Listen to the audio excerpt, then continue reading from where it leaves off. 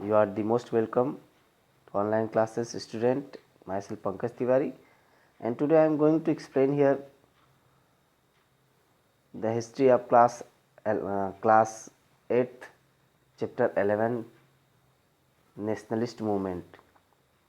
In this chapter I am going to explain here about nationalist movement in India. तो student मैं आप लोगों को बता देना चाहता हूँ कि अगर नेशनलिस्ट मूवमेंट इंडिया में आया तो जो भारतीयों में चेतना जागृत हुआ अपने देश के प्रति, अपने देश के इतिहास के प्रति, अपने लोगों के प्रति, उससे लोगों को यूनिट किया।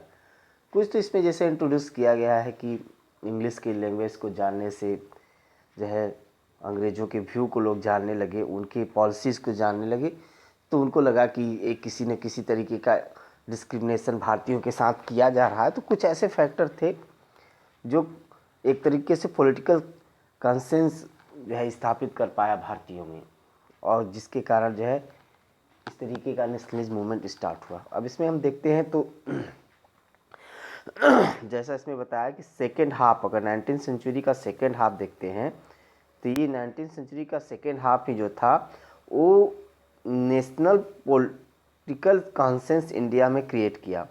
और ये जो नेशनल पॉलिटिकल कंसेंस इंडिया में इस्टेब्लिश किया गया या ग्रोथ हुआ जो भारत में, तो इस तरीके का जो है उसके कई ऐसे फैक्टर हैं जो इस तरीके की यूनिटी, फॉरेन रूल के अगेंस्ट जो है यूनाइट करने में भारतीयों को जो है हेल्प किया गया। भारतीयों के इस तरीके के जो पॉलिटिकल ग्रोथ हो रहा था, लोगों में यूनिट करने किया गया जो ब्रिटिश के अगेंस्ट, उसके कुछ फैक्टर थे जिसके कारण ऐसा हुआ।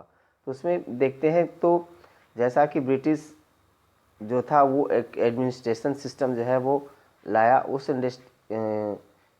जो एडमिनिस्ट्रेशन सिस्टम से देखें तो क्या था कि जो पॉलिटिकली देखा गया कि भारतीयों को जो है सेंट्रलाइज कर लिया गया, भारतीयों को सेंट्रलाइज कर दिया गया और एक यूनिफॉर्म ला बनाया गया, सबके लिए एक समान रूप से ला बनाया गया जो सभी भारतीयों के साथ बिना किसी डिस्क्रिमिनेशन को के जो है फॉलो किया जाता।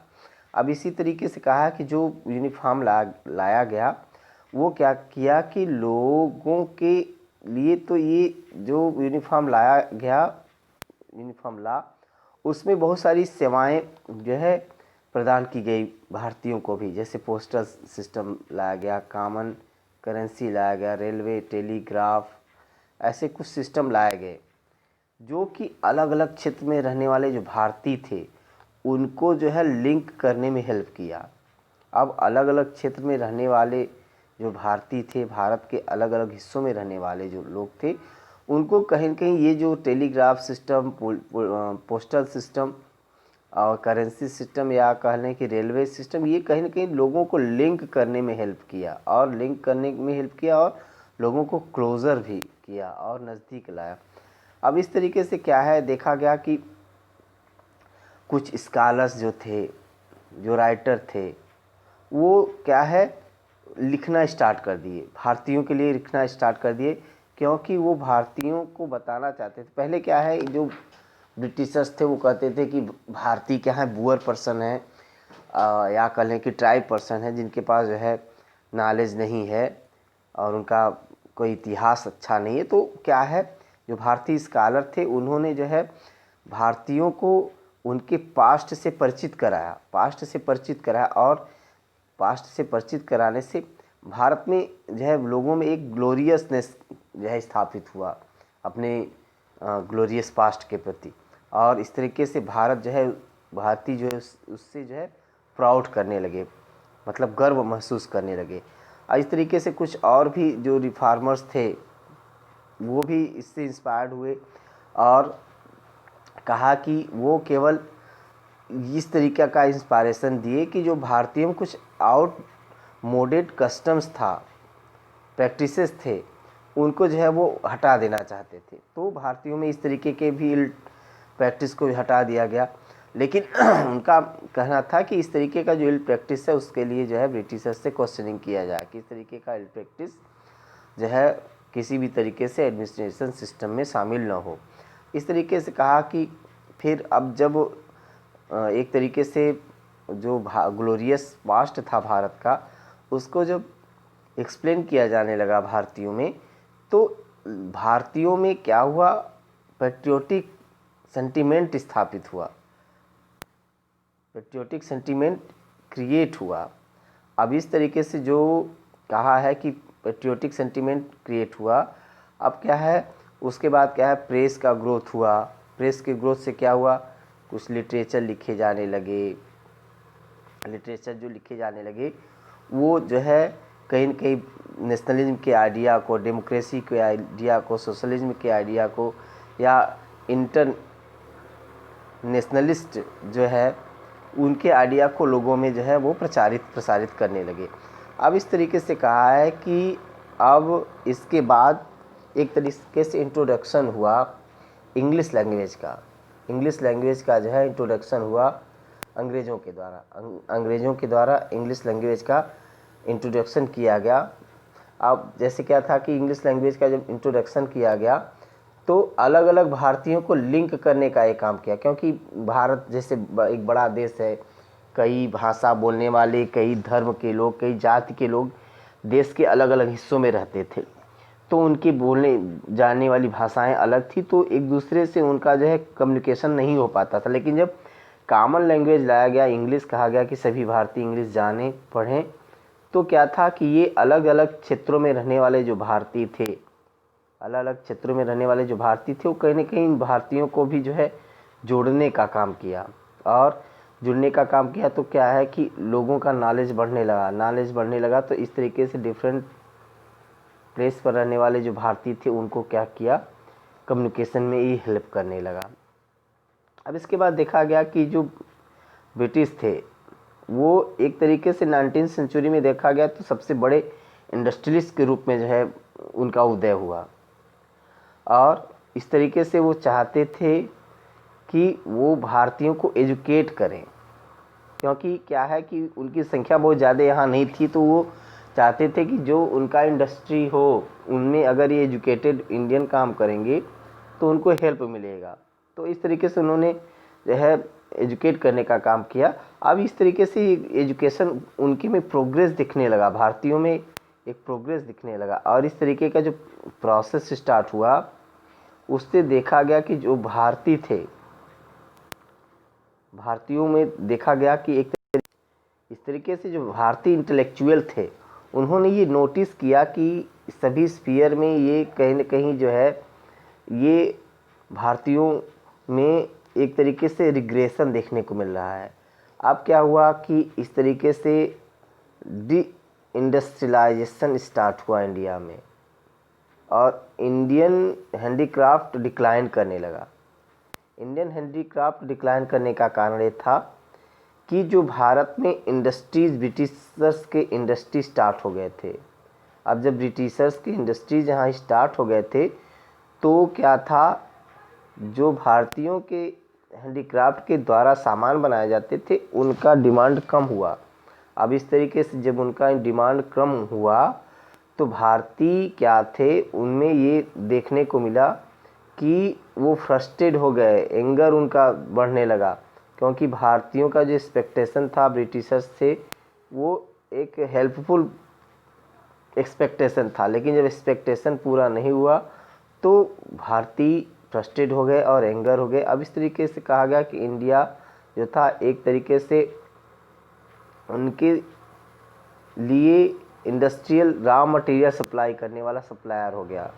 अब ब्रिटिश जो है ब्रिटिश गुड्स मैन्युफैक्चर करने लगे और उनके लिए जो है जो गुड्स बनाते थे वो इंडिया उनके लिए मार्केट हो गया। अब इस तरीके से भारत धीरे धीरे दिन प्रतिदिन क्या है पुअर होता चला गया, क्योंकि उसका जो हैंडीक्राफ्ट इंडस्ट्री है धीरे धीरे जो है देखा गया कि हैंडीक्राफ्ट इंडस्ट्री जो है डे बाय डे डिक्लाइन करता चल गया।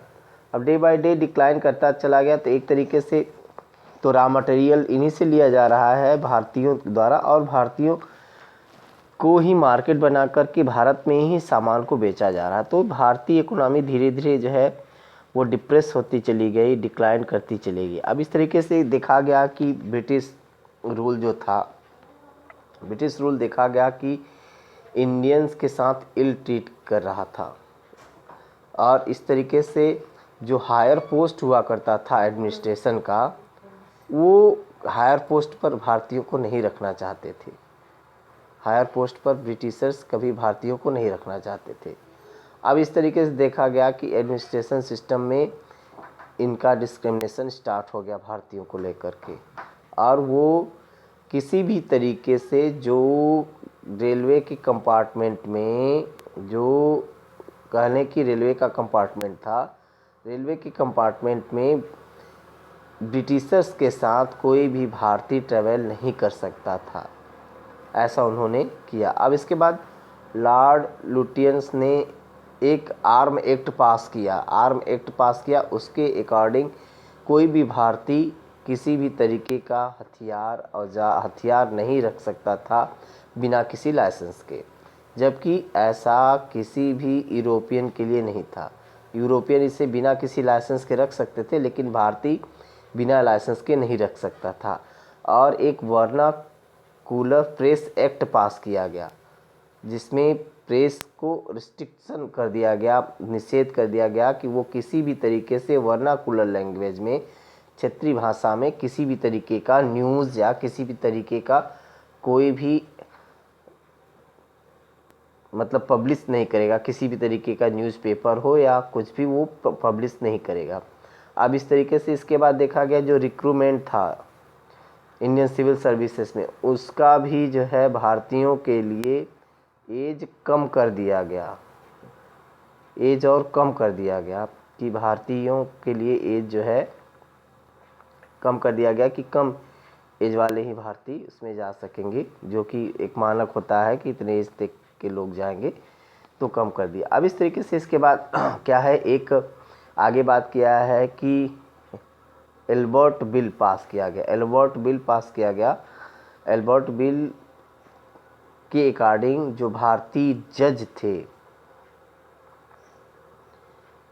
वो जो ब्रिटिश नेशनलिटी से उनके साथ जो है समानता नहीं था, उसमें कहा गया कि जो भारतीय मजिस्ट्रेट होंगे वो जो है जज नहीं बन सकते अगर वो किसी भी तरीके से ब्रिटिश मैटर में इन्वॉल्व है। ये ऐसा पहले था।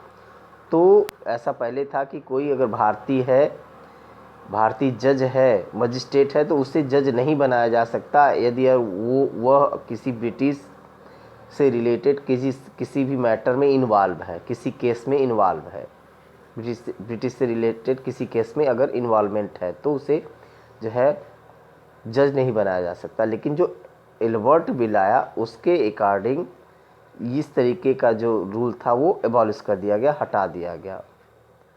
तो अब उसमें क्या हुआ कि अब लॉर्ड रिपन जो थे, इसको कहते थे ये एक तरीके से अनजस्ट प्रैक्टिस है। लॉर्ड रिपन जो कि उस समय का गवर्नर जनरल था भारत का, तो वो कहता था कि ये एक प्रकार से जो है अनजस्ट लॉ है। लेकिन ब्रिटिश सर जो भारत में रहने वाले थे, इसका जो है इस बिल का प्रोटेस्ट करने लगे, विरोध करने लगे। अब क्या हुआ, अचानक लॉर्ड रिपन को फोर्सिबली से हटाना पड़ा, और फोर्सिबली से हटाना पड़ा तो अब उससे कहा कि उन्हें जूरी में शामिल किया जाएगा, लेकिन उसमें जो है ज़्यादा से ज़्यादा यूरोपियन शामिल होंगे। तो जूरी क्या होता है, एक जजों का समूह होता है। तो जजों के समूह में कहा गया कि उन्हें शामिल किया जाएगा, लेकिन उस जजों के समूह में ज़्यादा से ज़्यादा जो है list half of the which are consist of European, जिसमें लगभग आधे से ज़्यादा लोग जो है यूरोपियन होंगे। अब इस तरह से देखा गया कि लॉर्ड रिपन के इस काम के कारण उन्हें वापस इंग्लैंड बुला दिया गया, और इस तरीके का जो है रिएक्शन ब्रिटिश में देखने को मिलने लगा। ब्रिटिशर्स में इस तरीके का रिएक्शन देखने को मिलने लगा, और इस तरीके से वो दिखने लगा कि ये किसी न किसी तरीके से रेशियल सुपीरियरिटी अपने को दिखाना चाहते हैं। तो फिर जो भी रूल रेगुलेशन या जो भी इसमें बताया गया है कि इस तरीके का आया, वो कहीं न कहीं लोगों में जो चेतना था वो जागृत करने लगा, लोगों को ये महसूस होने लगा कि जो भारतीयों के साथ जो है कहीं ना कहीं डिस्क्रिमिनेशन किया जा रहा है और रेशियल सुपीरियरिटी दिखाई जा रही है। अब उसी तरीके से यहाँ देखा जाने लगा कि जो भारत में न्यूज़पेपर थे उन लोगों को एवार करने लगे और लोगों को जो है एंटी इंडियन पॉलिसीज़ के बारे में ब्रिटिश के बताया जाने लगा। लोगों को जो है लोगों में एक तरीके से पैट्रियोटिज्म का जो है मैसेज जाने लगा। लोग नेशनल कॉन्सेंस लोगों में स्थापित होने लगा और इस तरीके से जो पब्लिक ओपिनियन था उसमें इस तरीके के जो राइटिंग्स थे वो कहीं न कहीं हेल्प किए। इसके बाद कहा है writing of some Indian as well as British scholar lead to discovery Indians glorious past. जैसे मैंने बताया था कि ब्रिटिश जो थे वो कहते थे भारतीय जो है पुअर पर्सन है और ट्राइब है, उनका कोई हिस्ट्री नहीं है। तो कुछ ब्रिटिशर्स और कुछ भारतीय जो थे वो जो है ब्रिटिश स्कॉलर और कुछ जो है इंडियन वो भारत के ग्लोरियस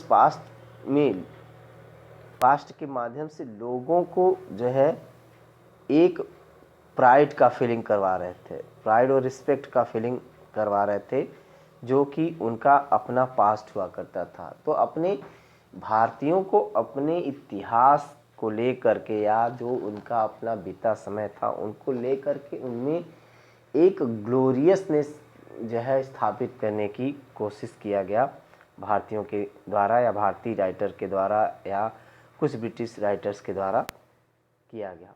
इस तरीके से आज के वीडियो में स्टूडेंट इतना ही। आगे जो सेकंड वीडियो होगा उसमें सेकंड वीडियो में मैं